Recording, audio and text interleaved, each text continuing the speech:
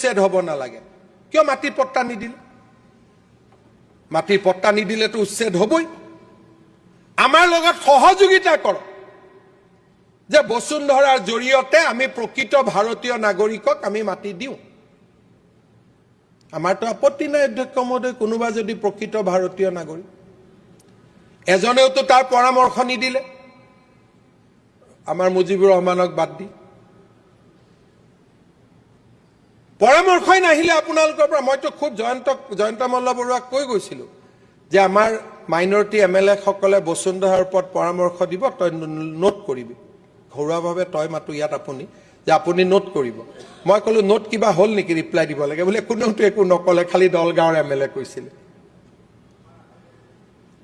অধ্যক্ষ মহোদয় আজি আমি বিচাৰিছো যে মিছন বসুন্ধৰাক আমি নতুন ৰূপত সজাই তুলো যাতে মৰাণ মটক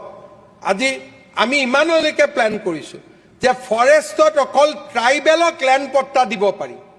আমি এবাৰ আগুৱাই গৈ চিন্তা কৰিছো যে নহয় মৰাণ মটকৰ দৰে খিলঞ্জীয়া জাতি জনগোষ্ঠীকো লাগিলে আইন সংশোধন কৰি হলেও আমি ফৰেষ্টত অধিকাৰ